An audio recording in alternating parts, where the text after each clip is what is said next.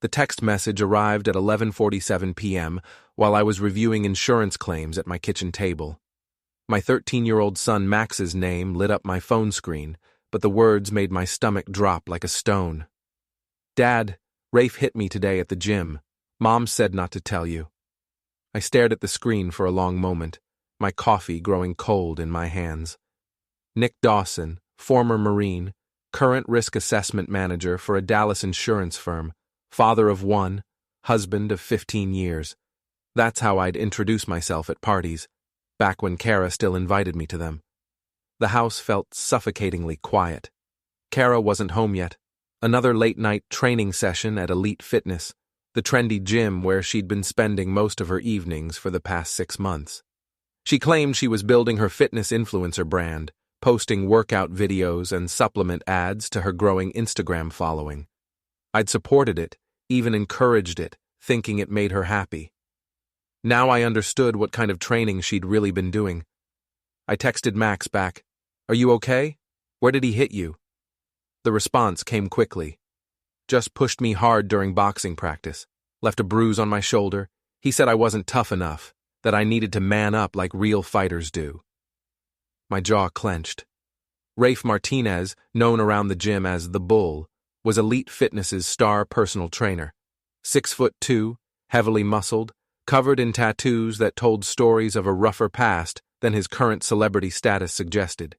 He trained local politicians' wives, social media influencers, and anyone else willing to pay his premium rates. Kara had started working with him 3 months ago. "Don't worry about it, son. We'll talk tomorrow. Please don't make it worse, Dad.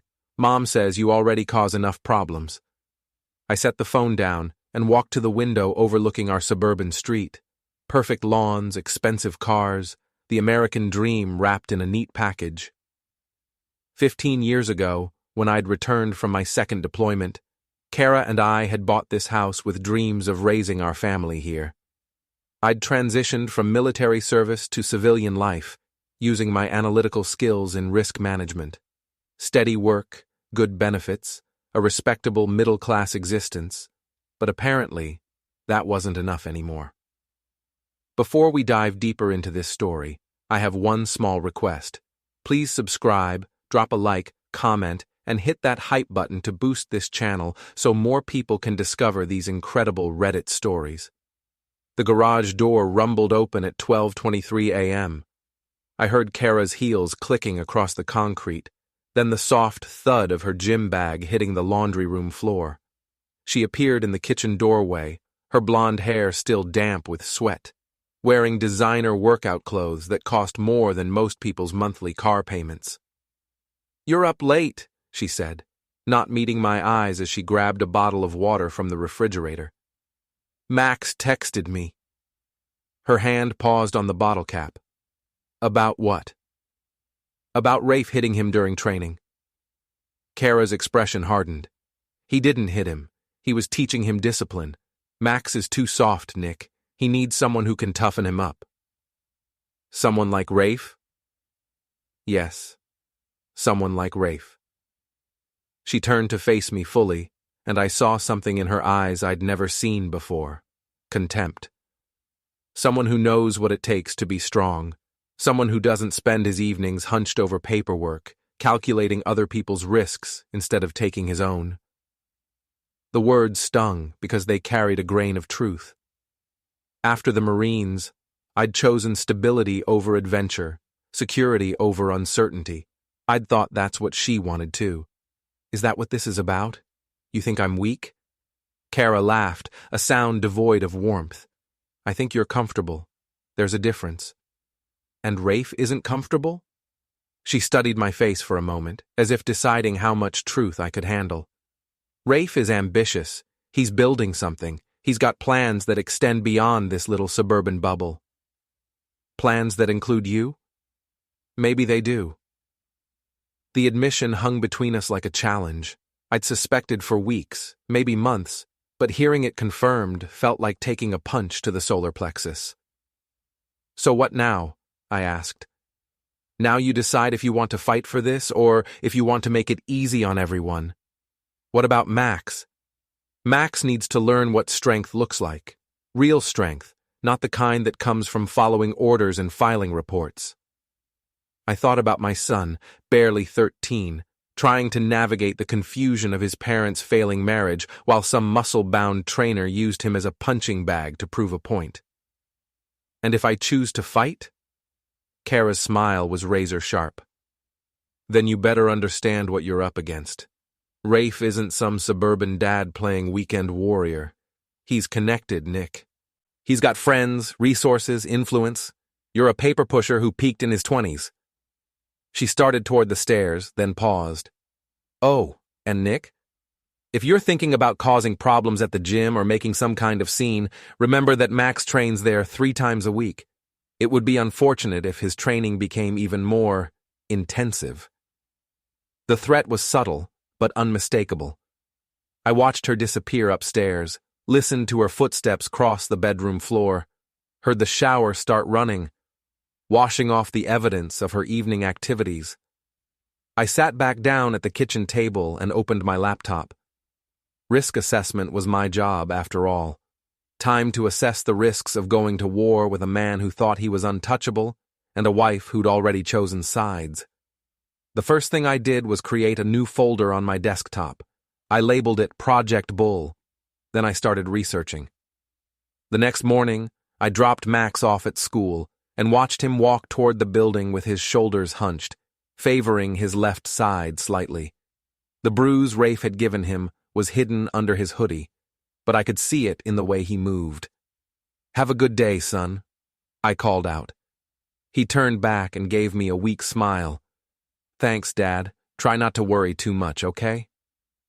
13 years old and already trying to protect his old man's feelings. The kid had more emotional intelligence than his mother. After Max disappeared into the school, I drove to Elite Fitness, not to confront anyone, that would be amateur hour, but to observe. In the Marines, we called it reconnaissance. In insurance, we called it due diligence. Either way, it meant learning everything possible about your subject before making any moves.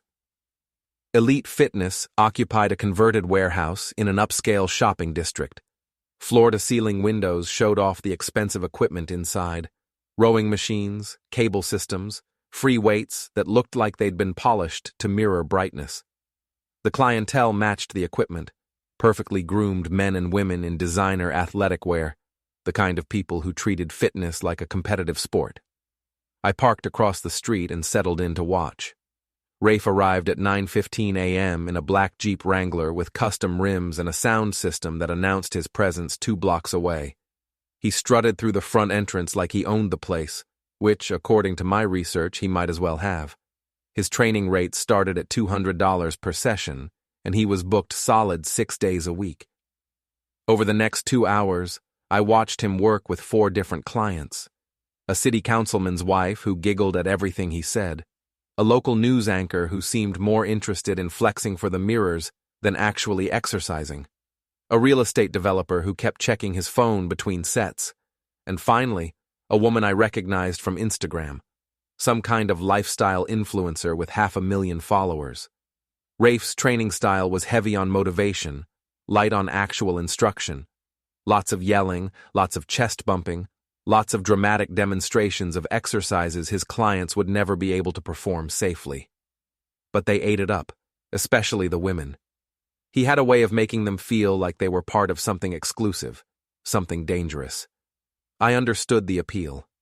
After 15 years of marriage to a man who analyzed risk for a living, Kara probably found his reckless confidence intoxicating. At 11:30, I drove to my office and spent the morning making phone calls. One advantage of working in insurance is that you develop relationships with people in every corner of professional life. Lawyers, doctors, contractors, law enforcement. They all need coverage, and they all love to talk. My first call was to Detective Ray Morrison, a guy I'd helped out when his contractor had tried to scam him on a kitchen renovation. Ray worked financial crimes and knew the local fitness scene better than most cops, because half the trainers were running side hustles that bent the rules. "Rafe Martinez?" Ray laughed when I mentioned the name. "The Bull? Yeah, I know him. What's your interest?" He's training my son. I'm doing my due diligence. Smart move. Guy's got a reputation for pushing boundaries. Nothing we can prove, but there've been complaints. Mostly from parents who think his training methods are too aggressive for kids. What kind of complaints? The usual stuff. Kids coming home with bruises, being yelled at, humiliated in front of other clients. One parent claimed he was giving supplements to minors without parental consent, but we couldn't make it stick. Supplements? Protein powders, pre-workout stimulants, that kind of thing. Probably harmless, but still not his call to make. I thanked Ray and hung up, then made my second call to Jennifer Walsh, a divorce attorney I'd worked with on several insurance fraud cases. Jennifer had a reputation for being ruthless in custody battles, and she knew every piece of gossip in our suburban social circle. Rafe Martinez is trouble, she said without hesitation. I've represented 3 women who've had affairs with him, and 2 who've been harassed by him after they tried to end things. The man has serious boundary issues. Has anyone pressed charges? One tried. He has a way of making problems disappear, if you know what I mean. Word is he's got connections from his younger days before he became Mr. Fitness influencer. What kind of connections? The kind that make people think twice about causing problems for him. After lunch, I made one more stop, Elite Fitness again. But this time I went inside. The membership consultant, a perky blonde named Ashley, was more than happy to give me the full tour. Are you interested in personal training? She asked, as we walked past the weight room where Rafe was spotting the city councilman's wife on bench press. Maybe. I've heard good things about Rafe Martinez. Ashley's smile flickered slightly. Rafe's very popular. His methods are quite intensive. Is that a problem? Not at all. Some clients thrive on that kind of motivation. Others prefer a gentler approach. We paused near the boxing area, where I could see the heavy bag Max had been training on. There were scuff marks on the floor, and one of the wall mirrors had a spiderweb crack in the corner. Has there been any trouble here recently? I asked. Ashley followed my gaze to the cracked mirror. Just normal wear and tear. Sometimes the training gets a little enthusiastic. I can imagine. As we completed the tour, I noticed the security cameras positioned throughout the gym, at least a dozen of them, covering every angle. In the insurance business, we always told clients that cameras were their best protection against false claims. I wondered if Elite Fitness understood how true that was. That evening, I picked Max up from school and took him to dinner at his favorite burger place. He was quiet, picking at his fries while I tried to figure out how to approach the subject of his training. How long have you been working with Rafe? I finally asked. Since Mom started training with him. She said it would be good for us to do something together. Do you like training with him? Max shrugged. He's okay, I guess. He says I need to be tougher if I want to be a real athlete. What do you think? I think maybe he's right. The other kids at school, they seem more confident than me. Maybe if I was stronger. I reached across the table and put my hand on his shoulder, the one that wasn't bruised. Max, being strong isn't just about muscles. It's about knowing who you are and standing up for what's right. Mom says you don't understand what it takes to succeed in today's world. The words hit harder coming from my son than they had from my wife. Your mom might be right about some things, but I know this. No adult should ever put their hands on you in anger, no matter what they call it. Max looked up at me with eyes that seemed older than 13. Are you and Mom getting divorced? The question caught me off guard, even though I should have expected it. I don't know, son. That's something your mom and I need to figure out. Will I still get to live with you? No matter what happens between your mom and me, you'll always be the most important thing in my life. I promise you that. We finished dinner in comfortable silence, and I drove him home. Kara's car wasn't in the garage. Another late training session, no doubt. After Max went to bed, I sat in my home office and opened Project Bull on my laptop. I'd gathered enough intelligence for one day. Tomorrow it would be time to start the real work. But first, I had one more call to make. Trey Jackson, my old Marine buddy who now ran a private security firm in Dallas. If I was going to war with Rafe Martinez, I'd need someone watching my back. Nick Dawson, Trey answered on the second ring. It's been too long, brother. I need a favor, Trey, and it might get complicated. The best favors always do. What's the situation? I told him everything. Kara's affair, Rafe's treatment of Max, the threats, and intimidation. When I finished, Trey was quiet for a long moment. So what's the plan? He finally asked. I'm going to destroy him, legally, socially, professionally. I'm going to take away everything he thinks makes him untouchable. And your wife? She made her choice. Now she gets to live with the consequences. Count me in, Trey said. But Nick? If this guy is as connected as you think, we need to be smart about it. One mistake and we could both end up in serious trouble. Don't worry, I said, looking at the files spread across my desk. I've spent 15 years learning how to minimize risk. Time to put that education to good use. The opportunity came sooner than I expected. 2 days after my conversation with Trey, Ashley from Elite Fitness called my office. Mr. Dawson, I hope you don't mind me calling. You seemed interested in our facility, and I wanted to follow up. Actually, I'm glad you called. I've been thinking about that cracked mirror we saw during the tour. There was a pause. The mirror? I work in insurance, Ashley. When I see property damage like that, I start thinking about liability issues. Has anyone been injured during training sessions? Another pause, longer this time. I'm not sure I should discuss that over the phone. Of course not. But if you ever want to talk about anything you've seen at the gym, anything that concerns you, I'd be happy to listen. Sometimes it helps to have an outside perspective on these situations. I left my number and hung up, then called Trey. I need you to do some background work on Elite Fitness, I told him. Insurance claims, workers' compensation filings, any complaints filed with the Better Business Bureau. Also, see if you can find out who owns the building and whether they're up to date on their commercial liability coverage. You're going after the gym itself? I'm going after everyone who enables Rafe Martinez. The gym, the owners, anyone who looks the other way while he hurts people. That afternoon, I had a meeting with a potential client, a restaurant owner who wanted to discuss his coverage options. The meeting was at Elite Fitness's coffee shop, a trendy little place attached to the main gym. Pure coincidence, of course. I arrived early and positioned myself at a table with a clear view of the training floor. At 3:30, Kara arrived for her session with Rafe. She was wearing a new outfit I'd never seen before, a sports bra and leggings that probably cost more than most people's monthly grocery budget. Rafe greeted her with a hug that lasted longer than necessary, his hands lingering on her lower back. They moved to the free weight section, where he guided her through a series of exercises that seemed designed more for his viewing pleasure than her fitness goals. I watched them work out for 20 minutes, documenting everything with my phone's camera. Not for any legal purpose. The evidence wouldn't be admissible anywhere. But because I wanted Kara to know that her secret wasn't as secret as she thought. My client arrived right on schedule, and we spent an hour discussing his insurance needs while I kept one eye on my wife's training session.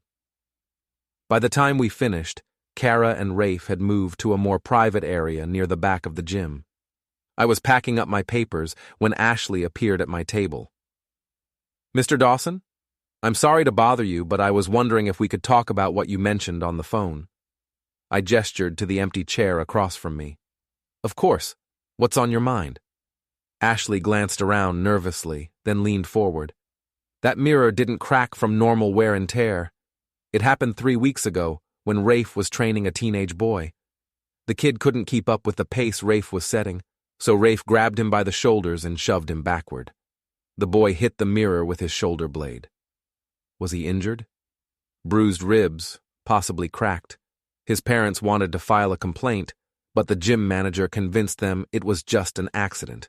They comped the family's membership for 6 months. What's the gym manager's name? Connie Walsh. She's been here since the place opened, but lately she seems more concerned about protecting the trainers than the clients. I thought about the name. Walsh. Like Jennifer Walsh, the divorce attorney I'd spoken with. Any relation to Jennifer Walsh, the lawyer? Her sister. Connie used to work in Jennifer's office before she took this job. Interesting. A family connection between the gym management and one of the city's most aggressive divorce attorneys.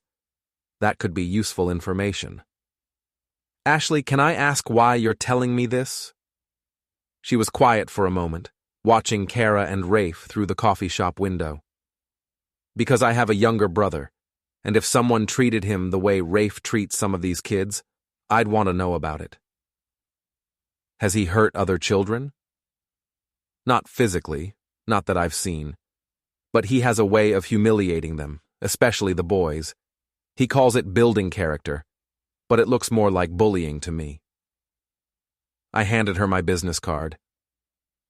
If you ever see anything that concerns you, anything at all, please call me.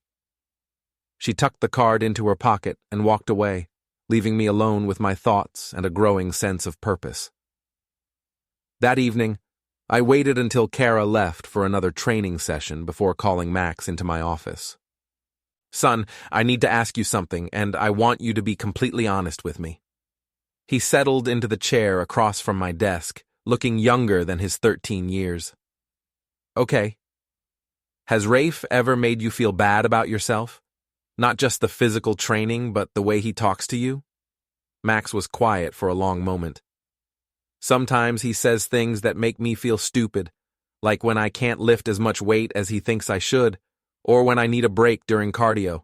He says I'm soft, that I'll never be a real athlete if I don't push through the pain. How does that make you feel? Confused, I guess, because you always taught me that it's okay to know my limits, that being smart is more important than being tough. But Mom says maybe you're wrong about that. I felt a surge of anger toward Kara for putting our son in this position, but I kept my voice calm. Max, there's a difference between pushing yourself to improve and letting someone else tear you down. A good coach builds you up while helping you get stronger. A bully just tears you down. So which one is Rafe? What do you think? Max considered the question seriously. I think maybe he's a bully who's good at pretending to be a coach. That's a very mature observation. Dad, are you going to do something about this? I looked at my son, really looked at him, and saw a kid who was trying to navigate an impossible situation with grace and wisdom beyond his years. He deserved better than what he was getting from the adults in his life. Yes, son, I'm going to do something about it. The next morning, I called in sick to work and drove to the courthouse. I spent 2 hours in the records department, pulling every piece of public information I could find on Elite Fitness, Rafe Martinez, and Connie Walsh. What I found was illuminating. Elite Fitness had been cited twice in the past year for safety violations, once for improperly maintained equipment, once for inadequate first aid supplies. Both citations had been quietly resolved with minimal fines. Rafe Martinez had a more interesting history. 2 assault charges from his early 20s, both dismissed. A bankruptcy filing from 5 years ago, followed by a rapid financial recovery that coincided with his arrival at Elite Fitness. And most interesting of all, a restraining order filed against him by an ex-girlfriend, which had been dropped after she suddenly moved to another state. Connie Walsh's records showed a pattern of job hopping between various fitness facilities, always leaving just before problems came to light. Her current position at Elite Fitness was her longest tenure anywhere. By the time I left the courthouse, I had enough information to start connecting dots. Rafe wasn't just a trainer with boundary issues. He was a predator with a history of violence who'd found the perfect hunting ground in an upscale gym where wealthy clients preferred to handle problems quietly rather than risk public embarrassment. And my wife had walked right into his web, bringing our son along for the ride. That afternoon, I called Jennifer Walsh. I need to ask you about your sister Connie, I said without preamble. What about her? She's the manager at Elite Fitness, where my son trains with Rafe Martinez. Jennifer was quiet for a moment.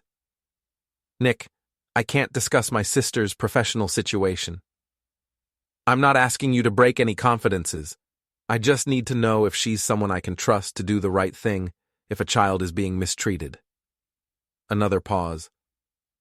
Connie's always been more concerned about keeping her job than keeping her conscience clear. If you're worried about your son, I'd suggest finding him a different gym. What if changing gyms isn't enough? What if the problem needs to be addressed more directly? Then you better be very careful about how you handle it. Rafe Martinez has friends and they don't all wear workout clothes. That evening, Kara came home from her training session with a glow that had nothing to do with exercise. She barely acknowledged me as she headed upstairs to shower, humming some pop song under her breath. I waited until I heard the water running, then checked her gym bag. Inside, I found a new phone, a cheap prepaid model that she'd hidden under her towel. The text history was brief but revealing. Can't wait for our weekend trip, R. Me either. Told Nick I'm going to a fitness conference in Austin. K. Perfect. Booked the suite at the Four Seasons, R. You're so bad, K. You haven't seen anything yet, R. I put the phone back where I'd found it and walked to my office. Trey had emailed his background report on elite fitness, and it made for interesting reading. The gym was heavily leveraged, behind on several loan payments, and facing a potential lawsuit from a client who'd been injured using faulty equipment. In other words, they were vulnerable. I opened a new document on my computer and began typing. By morning, I'd have a comprehensive report on safety violations, insurance irregularities, and potential liability issues at Elite Fitness. The kind of report that insurance companies took very seriously. The kind of report that could shut down a business if the problems weren't addressed immediately. As I worked, I thought about Max's question. Are you going to do something about this? Yes, son. I was going to do something about it. And by the time I was finished, Rafe Martinez would understand that some risks are too dangerous to take. The insurance inspection happened on a Tuesday morning. I'd made a few calls to colleagues, expressing concern about Elite Fitness's safety record and suggesting they might want to review the gym's coverage. In the insurance business, when multiple companies start asking questions about the same client, word spreads quickly. I wasn't there to witness the inspection, but Ashley called me that afternoon with a full report. They were here for 3 hours, she said, her voice tight with stress. They found problems with the electrical system, issues with the weight equipment maintenance logs, and questions about our liability coverage for personal training sessions. What did Connie say?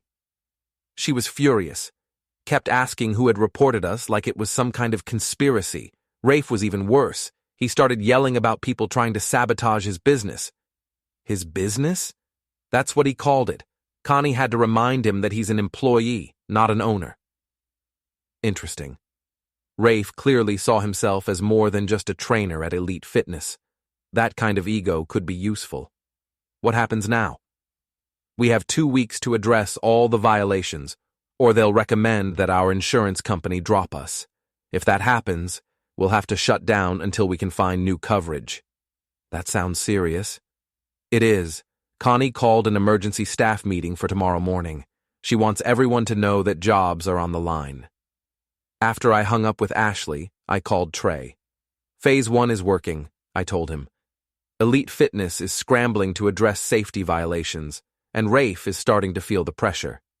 What's Phase 2? We turn up the heat on his personal life. I need you to do some surveillance work. What kind of surveillance? Kara and Rafe are planning a weekend trip to Austin. I want to know exactly what they're doing, who they're meeting with, and whether any of it can be used to expose his other business activities. You think he's running something on the side? A guy with his history doesn't make the kind of money he's making just from personal training. There's something else going on, and I want to know what it is.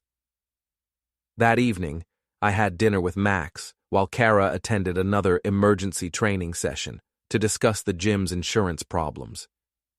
Dad, some of the other kids at the gym are saying it might close down. Max said between bites of pizza. How do you feel about that? Kind of relieved, actually. I like working out, but I don't like the way Rafe makes me feel. We can find you a different gym, son. Somewhere with trainers who understand that fitness should be fun, not frightening. Mom won't like that. Let me worry about your mom.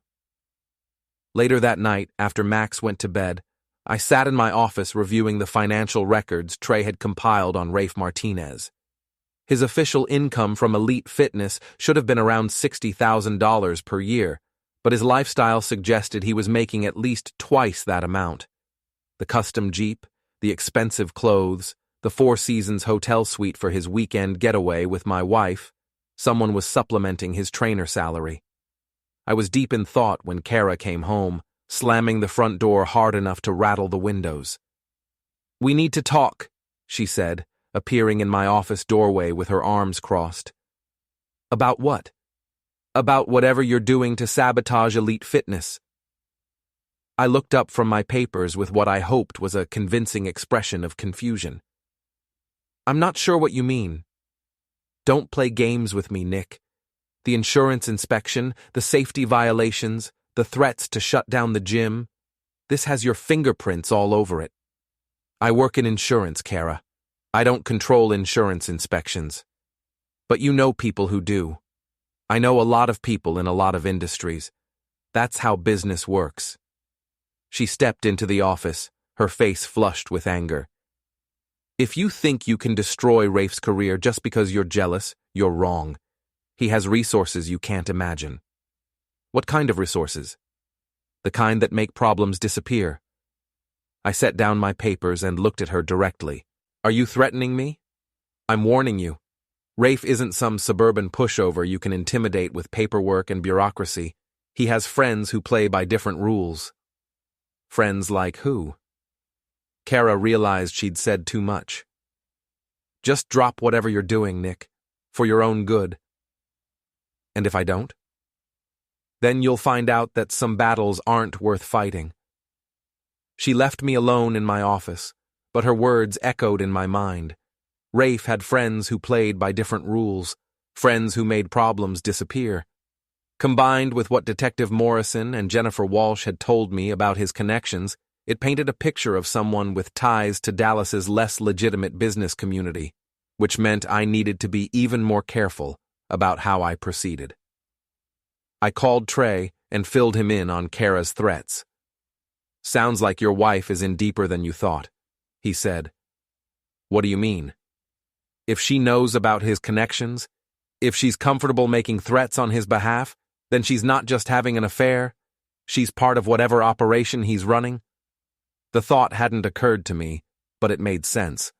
Kara's sudden interest in fitness, her growing social media presence, her connections with wealthy clients at the gym, what if it wasn't just about building an influencer brand?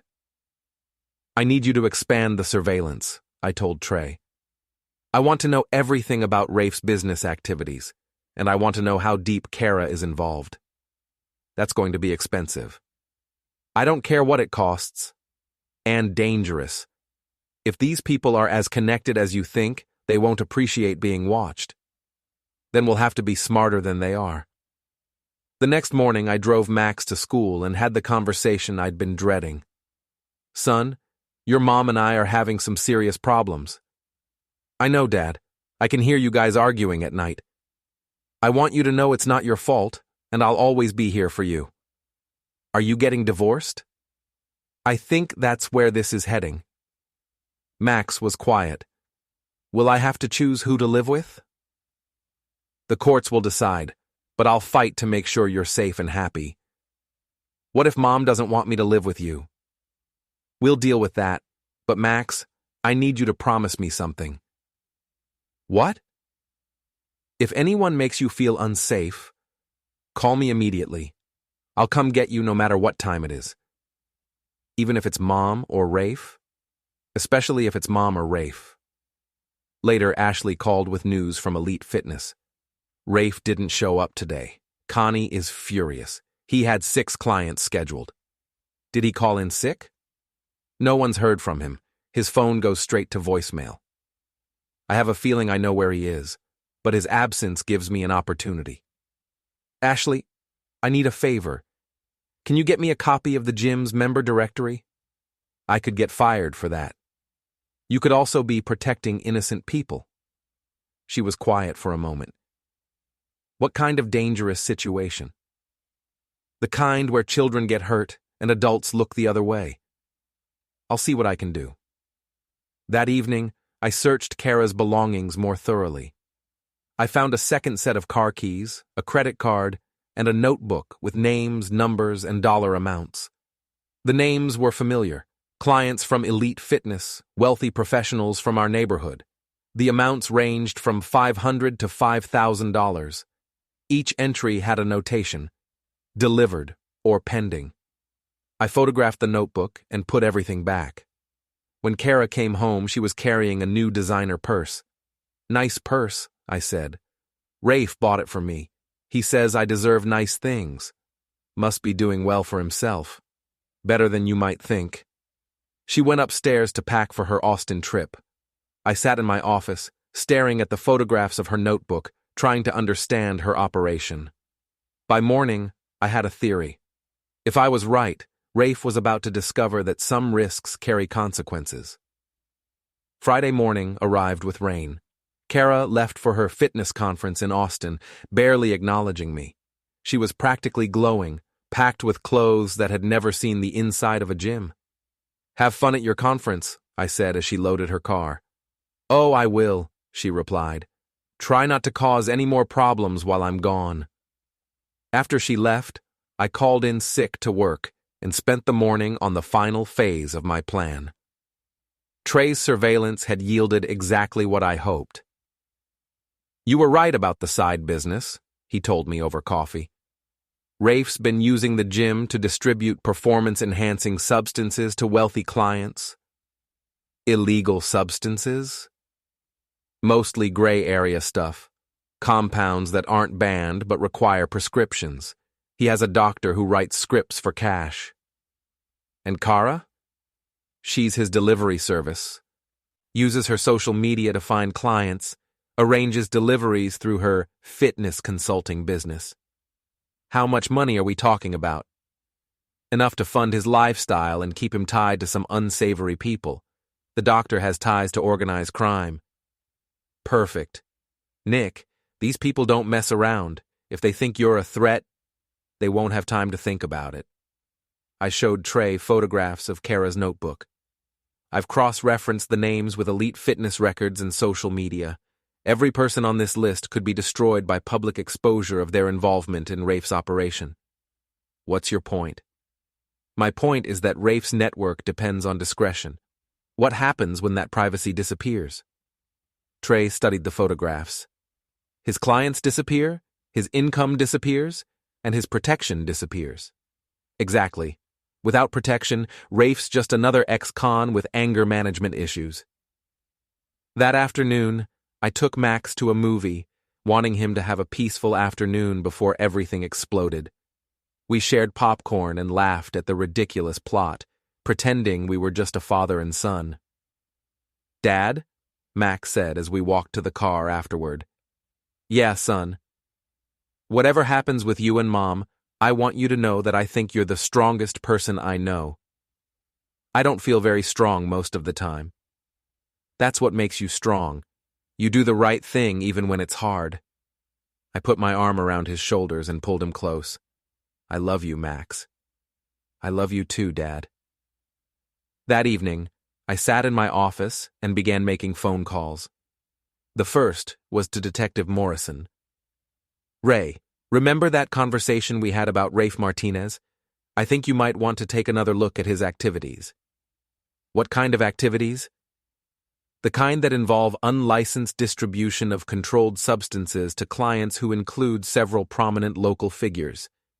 I emailed him copies of Kara's notebook photographs, along with Trey's surveillance reports documenting Rafe's meetings with his doctor connection. "This is solid intelligence, Nick. Where did you get it?" "Let's just say I had help from someone with access to the right information. I'll need to verify everything, but if this checks out, we're looking at multiple felony charges." How long before you can move on it? Give me 48 hours to build a case. But Nick, if this guy is as connected as you think, you need to be careful. People like this don't go down quietly. My second call was to Jennifer Walsh. I need to file for divorce and emergency custody of my son. What's happened? My wife is involved in criminal activity that puts Max at risk.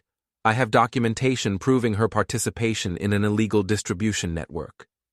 Can you prove she knew the activity was illegal? I can prove she was being paid to deliver controlled substances to clients without prescriptions. Whether she knew the legal implications is irrelevant.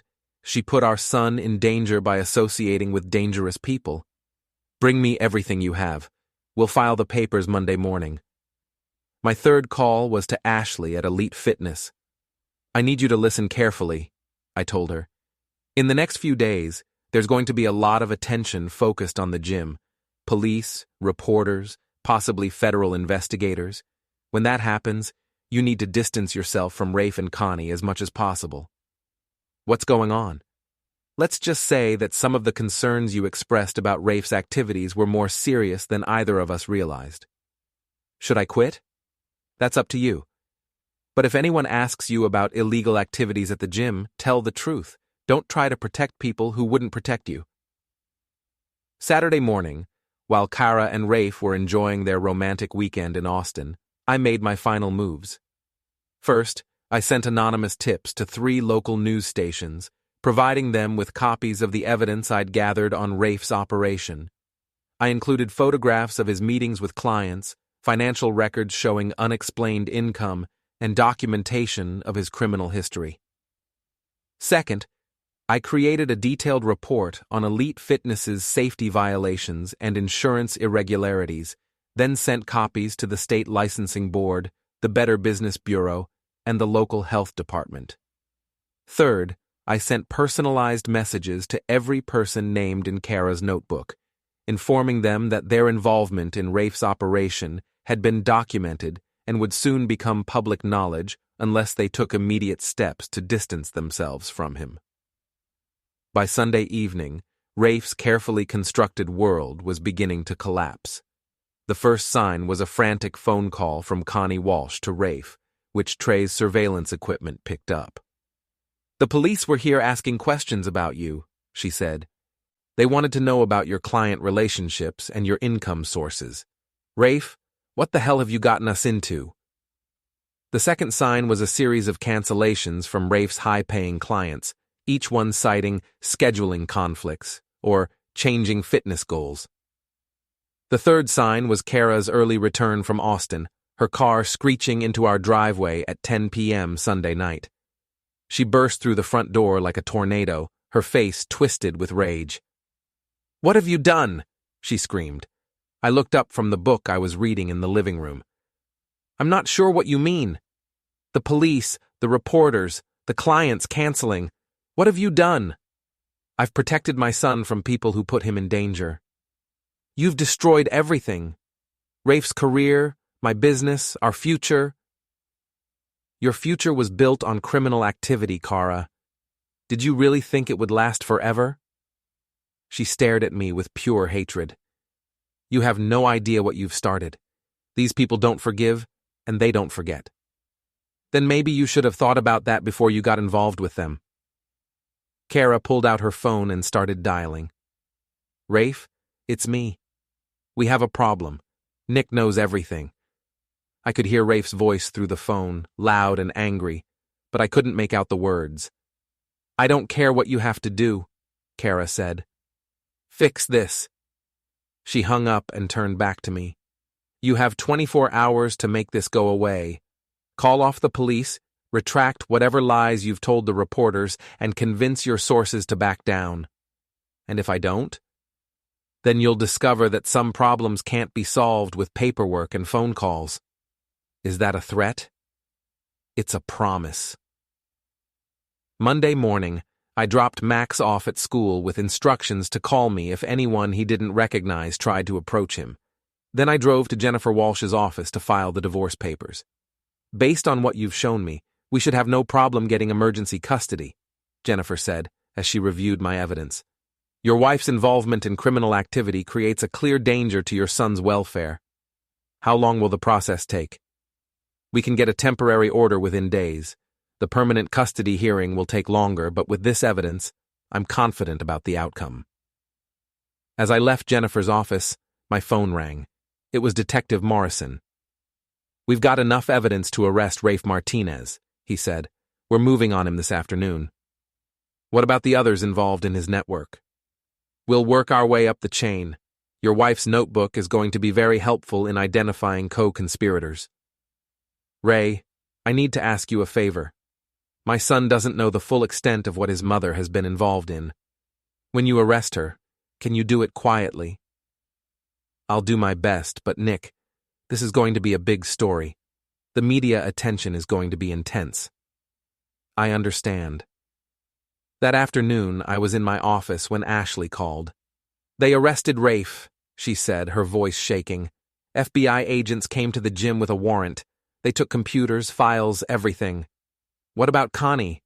"She's talking to lawyers. The gym is closed indefinitely." "Are you okay?"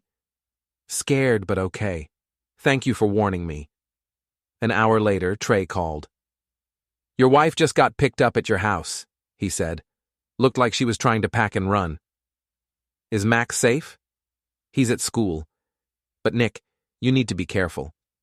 Rafe made some phone calls from jail before his lawyer shut him up. "Word is getting out that someone fed information to the police. Let them come." "You sure about that?" "I'm sure." That evening, I sat Max down and explained what had happened as gently as I could. He took the news better than I expected. "So, Mom was helping bad people?" "Your mom made some very poor choices that put you in danger." "And now she's in jail?" "For now, yes." "What happens to us?" "We start over, son. Just you and me."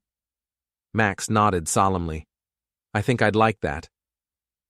Tuesday morning brought the news coverage I'd been expecting.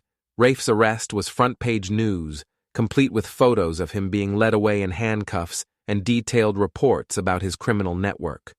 Kara's involvement was mentioned prominently, along with speculation about other co-conspirators who had yet to be identified.